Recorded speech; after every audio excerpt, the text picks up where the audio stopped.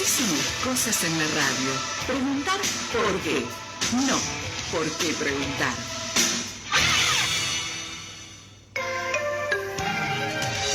Así son las opiniones que nos importan.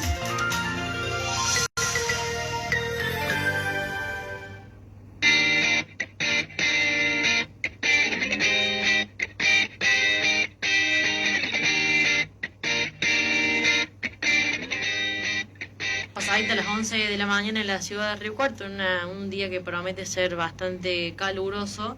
Y bueno, lo veníamos anticipando durante toda la mañana y también veníamos hablando sobre eso, sobre las intenciones del gobierno nacional, más precisamente de Javier Milei y todo su equipo, de aplicar reformas laborales.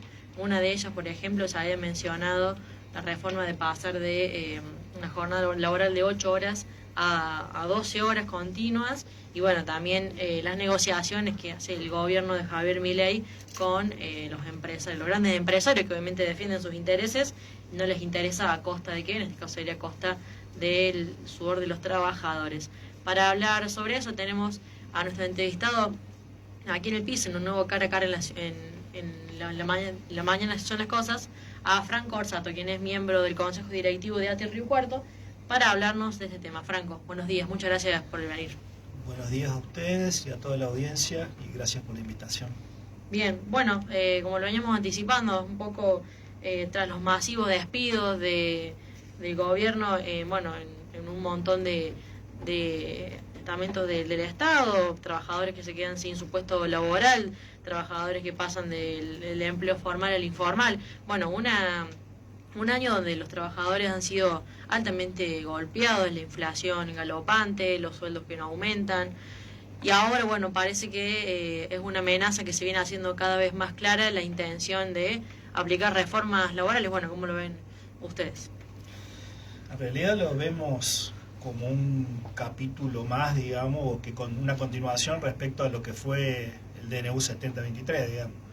Yo creo que a partir de ahí se abrió la caja de Pandora con ese decreto y habilitó, digamos, a un montón de reformas que de hecho ya empiezan a estar sucediendo. Lo que vos estás mencionando respecto al aumento de la precarización y de la subcontratación, por ejemplo, eso ya es un hecho y ya hay números oficiales respecto del crecimiento de la informalidad laboral, por ejemplo, ¿no? El crecimiento del monotributo, de los monotributistas y el decaimiento de las relaciones formales de empleo, lo cual, digamos, viene a contradecir rotundamente lo que ellos venían pregonando de que esto iba precisamente a mejorar la calidad de empleo y que iba a mejorar las condiciones laborales de los trabajadores. Bueno, la gran mentira que se han encargado por ahí de ir en contra del gobierno nacional, o al menos en la candidatura, de decir lo que iban a hacer. Una de esas cosas era mejorar la calidad de los trabajadores, y una de las gran mentiras que viene ejerciendo el gobierno nacional. Claro, esa es la más fiel demostración. Digo, los trabajadores venimos sufriendo, en el caso yo pertenezco a un sector del Estado Nacional, que es la Agencia Nacional de Discapacidad, por ejemplo, que sufrió despidos con un montón de otras áreas, pero en estos días, por ejemplo, un hecho palpable, los trabajadores de parques nacionales, por ejemplo. Digo, tenemos incendios en San Martín de los Andes y se están dando al mismo tiempo bajas de contratos laborales de compañeros que son socorristas o las personas que van y apagan el fuego. Digo, cuestiones como estas, digamos, que tienen que ver con el achicamiento tremendo del Estado, que tiene que ver básicamente con el plan económico. Esto no hay vuelta de tuerca, digamos, en esto, el achicar el Estado, el cumplimiento de las metas fiscales. Sí, y entregar la Argentina en su totalidad, porque el hecho también de, por ejemplo, despedir a trabajadores de parques nacionales y fomentar, o al menos, por ejemplo, en la ley también la ley de bosque, ley de incendios, que lo único que hacen es fomentar que la industria o los capitales extranjeros vengan y quieran comprar esos terrenos, o bueno, eliminar lo que es el bosque nativo para hacer edificaciones inmobiliarias. Es un riesgo, digamos, abre la puerta a un montón de extremos, pero que en función de los pasos que viene dando, como por ejemplo el tema de volver a confiscarle a los pueblos originarios las tierras, digamos, sacar esas tierras que tienen que ver con el negocio inmobiliario y básicamente beneficiar a determinados sectores del poder o del círculo rojo, digo. Bueno, esto tiene todo un correlato. Digo, estos sectores políticos que hoy en día encabeza el gobierno nacional y sectores económicos, digamos, vinieron primero de la mano represiva, con un protocolo antipiquete, con la demonización de las organizaciones sociales, de las organizaciones gremiales, y después vinieron con un andamiaje legal, una superestructura jurídica que legitima todo este proceso, claramente, ¿no? Entonces uno empieza a ver los paso a paso cómo se va dando y se va transformando en realidad. Lo que ellos no dicen en campaña es esto que están haciendo ahora. Le están dando un soporte jurídico a lo que ya de hecho es una brutal transferencia de los sectores populares y medios hacia los sectores privados. Sí, bueno, también lo hablamos esta mañana con Carlos Cafure, también, por ejemplo, los recortes que se vienen haciendo en distintas áreas que defienden, por ejemplo, a los trabajadores.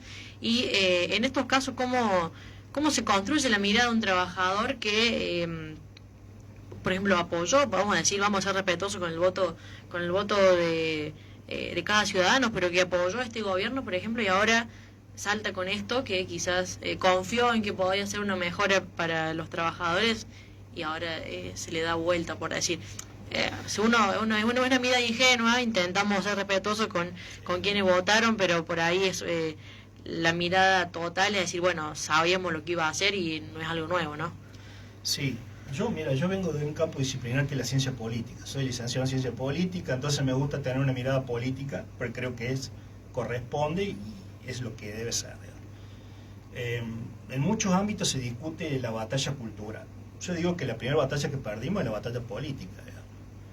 Entonces cuesta remontar muy fuertemente y uno lo puede observar claramente, digamos, desde la misma oposición y su proceso de desarticulación. Los sectores populares vienen dando batalla, claramente, digamos, en menor escala, en mayor escala, los sectores de derechos humanos, a partir de el cierre del Conti, digo, cuestiones, digamos, que se vienen visualizando, son luchas que se vienen dando de manera separada, que parece que no, pero bueno, se vienen dando. Difícil en un contexto donde, aparte, todavía mantienen consenso social, que no va a ser eterno. Yo lo que creo, como analista político, ya ahí me pongo en otro plano, es que uno no puede perder de vista la mirada de mediano plazo en esto. Digo, uno ha transitado y ha sido un feroz luchador en esto, digamos, en los 90. Digo.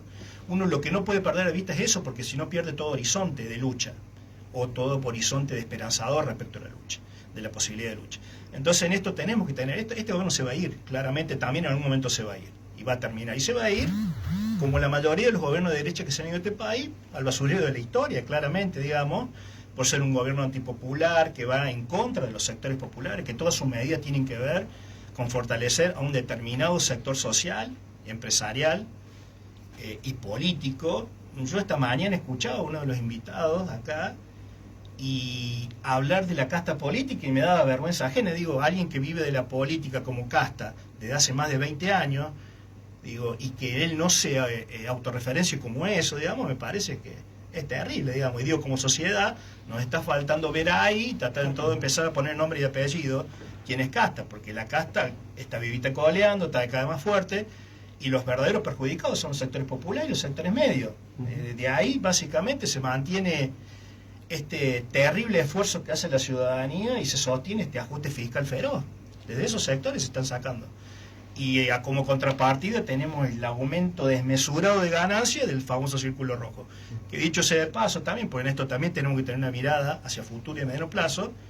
Ayer creo que se reunían en Punta del Este con los sectores empresariales, empiezan a tener una mirada de que salió, creo que la nota en ámbito financiero, de que puede haber un cisne negro también en este plan económico. Y porque básicamente una parte del empresariado también empieza a sentir los efectos o los coletazos de este modelo económico, que no los está conteniendo. Sectores del campo, sectores del pequeño empresariado, digo, también los empieza a afectar la apertura de importaciones, digo, hay sectores como por ejemplo el sector del calzado, que hoy en día el 50% ya es calzado importado, no de producción nacional, digo, se empiezan a ver algunos coletazos que benefician a algunos y que deja a otros de lado. Y en eso también hay sectores del círculo rojo que empiezan a visualizarlo. Sí, sucede que la brecha se abre cada vez más, por ejemplo, entre lo que son los sectores más vulnerados y quizás los sectores más poderosos, pero también se empieza a abrir la brecha en esos sectores poderosos que quizás en un momento o antes en campaña el famoso cuidado con escupir para arriba que puede caer en la frente, en el sentido de abrir las exportaciones y dejar todo al libre comercio, que es lo que sucede, ¿no? Y que también tiene efectos y consecuencias o coletazos en lo que es el empleo privado con los trabajadores que también vienen para atrás con sus derechos laborales. Tal cual, exactamente. Digo, sectores que uno no hubiera imaginado a partir de un año de transcurrir este gobierno que iban a empezar a plantear voces de disidencia, como el campo. El campo, por ejemplo. Bueno, digo, ya está empezando a pedir no solamente el tema del atraso cambiario, sino el tema de las retenciones, porque ven, y en esto estamos hablando de sectores que no estamos hablando de los sectores de productores a gran escala, digamos, ¿no? Esos también lo están planteando, pero digo, ya hay sectores de menor escala de producción que están nucleados en otras federaciones que claramente empiezan a ver que esto es insostenible. Y nosotros, digo, por eso digo que uno que viene transitando la historia de los 90, cuando uno veía que le remataban los campos, que las mujeres de los propietarios se ponían en las tranqueras para detener ejecuciones judiciales, por ejemplo. Tenemos que tener memoria de que esto sucedió ya. Claramente, este plan económico sucedió, ya fue alguna vez implementado, varias veces implementado, de la dictadura esta parte, digamos, y las consecuencias siguen siendo las mismas. Nunca funcionó, y claramente, digamos, el proceso posterior, digamos, de reconstrucción fue muy difícil, digo, porque los mecanismos de sometimiento se empiezan a reforzar en estos gobiernos. Digo, la deuda es una losa que se empezó a construir de la dictadura esta parte, pero que básicamente le coloca un terrible techo a los gobiernos populares después. Digo, los condicionamientos externos que después te empiezan a poner los organismos para el crédito, para el comercio y demás, digamos, tiene que ver con los procesos de endeudamiento de gobiernos como estos, neoliberales de derecha, en este caso aparte con condimentos fascistas, digamos, claramente fascistas, digamos, el tema de, por ejemplo, de cómo manejó el Congreso y demás. Digo, estas cuestiones que tienen que ver con las libertades públicas, el cercenamiento de derechos, el cierre de los organismos que garantizan derechos, claramente, digamos, los organismos que preservaban los derechos de las mujeres, los organismos de derechos humanos, discapacidad en el área de trabajo, digamos, digo, los recortes en discapacidad, en medicamentos, los jubilados, digo, bueno, realmente es un gobierno que aparte de ser insensible, va a fondo con respecto a implementar políticas que claramente, digamos, van en desmedro de la mayoría del sector popular. Estamos hablando del 60-70% de la población que queda fuera de un modelo como este. Franco, recién mencionabas que si bien no son tan notorias, sí hay luchas de movimientos sociales, que además de todo esto que está ocurriendo ahora, de esta especie de despertar de los sectores más poderosos, como recién mencionabas, ¿qué le está faltando justamente a la lucha social para terminar de despegar, por así decirlo, y que sí se note justamente que hay marchas o movimientos contra estas políticas de gobierno nacional? Me parece que nos está faltando desde los sectores populares una mirada grande de articulación política, digamos. Me parece que nos está faltando, y yo en esto, digamos, creo que uno tiene que muchas veces recalcar o poner las tintas sobre los sectores opositores de mayor envergadura, digamos. Digo, en estos casos, sobre todo en el peronismo, el justicialismo, el kirchnerismo, digamos, me parece que hace falta empezar a establecer una agenda democrática, nacional, de clara reivindicación de los intereses populares, de la soberanía nacional, de la preservación de los derechos conquistados, y que tiene que ser precisamente con una agenda que deje de lado cualquier tipo de egoísmo y que tiene que concentrar a la mayor cantidad de sectores políticos, sociales, eclesiásticos, empresarios. Digo, tenemos que armar una gran coalición política, social, económica. Justamente en este año de elecciones, ¿van a intentar que haya integrantes de los movimientos sociales en las listas para las elecciones que vienen ahora? Yo creo que eso siempre es una meta, digo, porque las reivindicaciones de los sectores de abajo la tienen que claramente manifestar los representantes naturales de esos sectores, que son las personas que viven en los barrios, que viven en la situación diaria, digamos. Yo creo que en eso, digamos, cabe gran responsabilidad a los grandes actores políticos, a los grandes actores, a los actores empresariales, y a los sectores gremiales también, claramente, digo. Si nosotros no tenemos una mirada de ese tipo, claramente, digamos, no vamos a poder cambiar tampoco esta relación de fuerza. Yo digo que los procesos también políticos van de la mano, digo, construir una alternativa de este tipo, tener audacia política, salir a la calle, animarse, como lo hacemos desde el sindicato de ATE continuamente, ganar la calle nuevamente, plantear las viejas demandas que vuelven a ser nuevas. Es nuestra tarea diaria volver a alentar a los compañeros y compañeras que están desalentados, que se han ido a la casa, muchas veces claramente golpeados de lo psicológico a través de los despidos. Digo, nosotros hemos tenido compañeros que se han suicidado a partir de un despido. Digo, eso no aparece en la crónica diaria. Digo, el impacto psicológico, digamos, de esta situación social es terrible sobre amplias capas sociales, digamos, ¿no? El no llegar a fin de mes, el tener todos los días que estar luchando por el mango, por el comprar el alimento en los sectores populares, es una situación bastante complicada. Eso va a tener manifestación política más temprano que tarde, y en eso tenemos que tener esperanza en el pueblo. Si nosotros perdemos esperanza en el pueblo, ahí sí estamos complicados. Yo digo que siempre hay que tener esperanza en los sectores populares.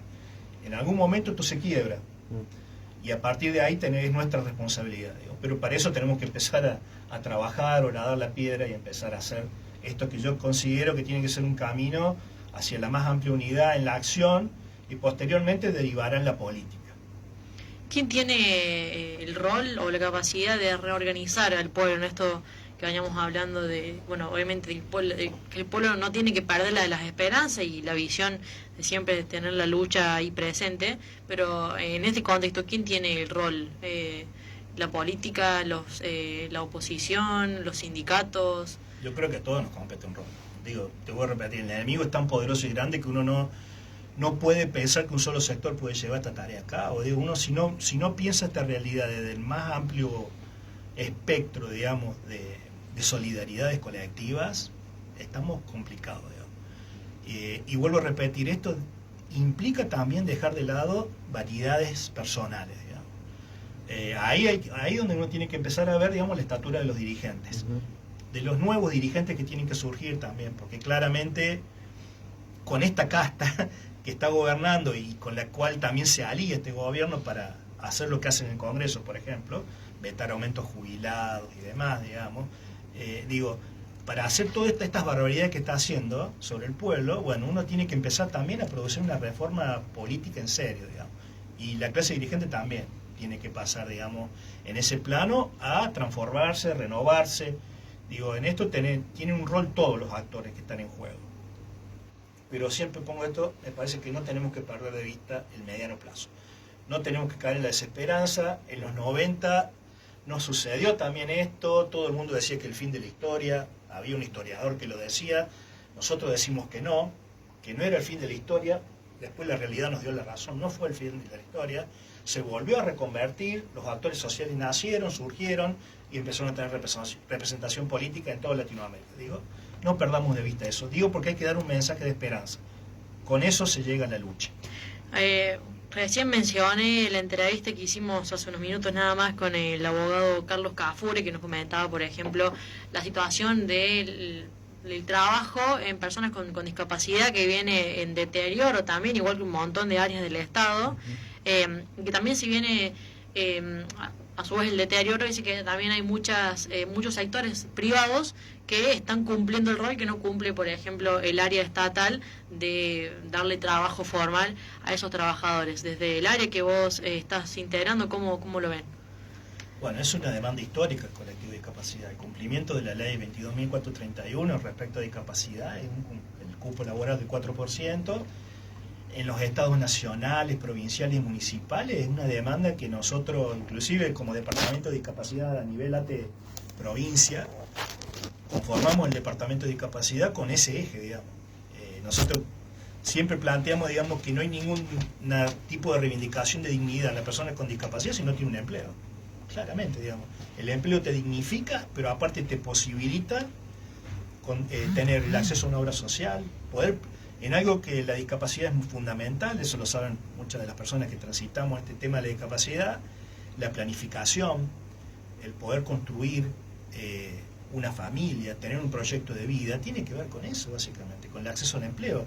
Y eso es algo que claramente a estos gobiernos no les interesa, pero también tenemos que poner el acento que también a otros gobiernos no les ha interesado. Digo, y el incumplimiento, esto visto por Naciones Unidas, digo, que tiene hecho los relevamientos, el incumplimiento por parte de los estados, como te dije, de las tres fases del Estado, es sistemático. O sea, nosotros no llegamos a cubrir el 0,8% de personas con discapacidad en el Estado. Claramente a estos gobiernos les interesa menos que a nadie. De hecho, la discapacidad es uno de los sectores más perjudicados. Yo soy trabajador de una de las áreas que es de pensiones no contributivas por discapacidad dentro de la Agencia Nacional de Discapacidad. Y uno claramente ve la desidia de este gobierno respecto y el desprecio que tiene hacia la discapacidad, de hecho en el mismo lenguaje del presidente. Sí, es totalmente la violencia que... Para descalificar a una persona le llama discapacidad. Digo, esas cuestiones se trasladan después en los hechos, claramente. Es el lenguaje performativo, claramente. Digo, hay un desprecio fuerte, hay un desfinanciamiento, se echaron compañeros del área, se dieron de baja pensiones. Los trámites que ingresaron a partir de la asunción de esta gestión están deambulando por las diferentes áreas sin resolución hace ya un año. Digo, esto tiene que ver con la política de achicamiento del gasto, claramente. No salen pensiones, no se ejecutan, se achica el gasto. Ellos tienen esa visión de la discapacidad de un gasto, las políticas de género un gasto, las políticas de derechos humanos un gasto. Bueno, claramente, digamos, esa es la mirada, no le vamos a pedir otra mirada, porque este gobierno claramente se definió a sí mismo como esto. Claramente. Sí, bueno, el abogado Gaspar mencionó que están, desamparados, también el sector, una de las minorías, que si hablamos que a nivel global en Argentina los trabajadores vienen sufriendo o padeciendo con las condiciones laborales, y hablar cuando se trata de las minorías, que tampoco le interesa al gobierno. Para ir también cerrando un poco la nota, es preguntarte más o menos ¿cómo visoran el 2025 en perspectiva de luchas sociales? Sabemos que si viene, complicado ni hablar porque tenemos una instancia electoral a mitad camino, pero que eso implica también que la ciudadanía vaya a vuelta a las urnas, se interiorice políticamente, se debata, que nos falta debate. Bueno, ¿cómo avisoran ustedes este 2025? Fundamentalmente creo, porque aparte la experiencia y la historia lo demuestra, digamos, que es una instancia de participación política de la ciudadanía que nosotros no podemos dejar de lado. Y claramente tiene que haber manifestación política de todos los sectores, digo porque con sus más o sus menos las sociedades discuten en este ámbito de democracia, digamos, cuáles son las expresiones políticas que los representan o no, y nosotros me parece que tenemos un rol fundamental. Digo, primero para que no avance el paradigma que estableció el gobierno, digamos, con sus aliados, de avance de este gobierno y sus distintas decisiones. Digo, para que no avancen estas cuestiones, nosotros tenemos que tener una clara definición política, tenemos que visualizar que hay que discutir con la gente claramente de nuevo, hay que volver a sacar el disfraz, hay que volver a poner en la agenda de discusión las cuestiones propias y no dejar que ellos nos impongan la agenda de ellos. Digo, me parece que es un año que va a ser un año de mucha discusión política y donde nosotros vamos a tener que estar muy alertas y también muy propositivos a la hora de ofrecer alternativas políticas a esto que se ve. Porque claramente los resultados de a un año de transcurrir ya están a la vista y van a empeorar. Claramente todos los indicadores dicen que esto va a empeorar, sobre todo los indicadores sociales. Sí, algunos optimistas dicen que le están, algunos sectores empresarios le están dando un poquito más de brecha de espera, que están esperando que en mitad de año mejore alguna condición o un poco más las condiciones macro, pero también hasta los sectores, empresariales le han puesto un freno y un punto, nos van a hablar como mencionábamos el campo. A una optimista le ponen un poco de esperanza. Bueno, el sector social claramente no, viene siendo apedrado durante todo el 2024. Totalmente. Sí, Franco, ¿hay tiempo justamente en estos meses que faltan, son bastantes, para poder organizarse políticamente desde la oposición ante este contexto, teniendo en cuenta que el otro lado ya está avisorando esta posible alianza entre el oficialismo y el PRO? Yo creo que siempre hay tiempo, siempre que haya decisión política. ¿La hay? Todavía no se visualiza claramente, creo que hay algunos esbozos de algunos intérpretes de la política, pero que claramente desde la oposición no hay todavía claras señales respecto a esto que planteamos recién, digamos, ¿no? de esta mirada grande. Está como medio perdida la oposición, puede ser. O sea, tenemos un radicalismo que no sabe para dónde arrancar, que no sabe si irse con el PRO, aliarse con la Libertad Avanza, seguir por su línea más fundadora, por ejemplo, que son los objetivos que siempre se propusieron el radicalismo, un peronismo que tampoco tiene a las claras un líder político. Tenemos una oposición que le hace frente, que le puede llegar a hacer frente firmemente. Yo creo que hay posibilidad porque hay dirigentes también. Me parece que lo que tiene que haber es grandeza y dirigentes políticos que empiecen a encabezar el proceso, digamos.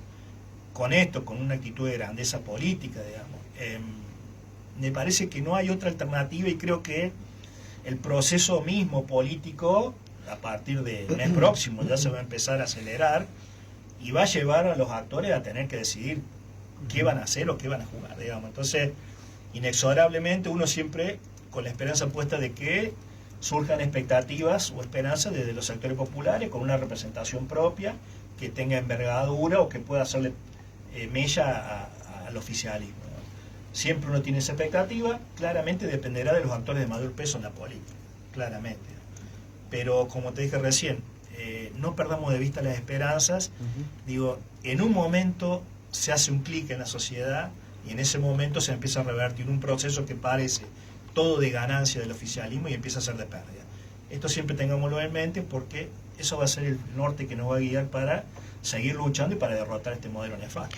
Para cerrar la nota, ya si vienen las sesiones extraordinarias, o al menos ya lo anunció el gobierno nacional, y puede que estas reformas laborales entren en el orden de esas sesiones, ¿tienen confianza en los legisladores a nivel nacional para hacerle frente, digamos? Porque sabemos que el gobierno, si empieza a mover hilos, que lamentablemente no debería ser así, hilos entre distintos legisladores, y puede llegarle a darle la positiva al gobierno nacional, como ha sucedido con un montón de leyes. Está siendo sutil.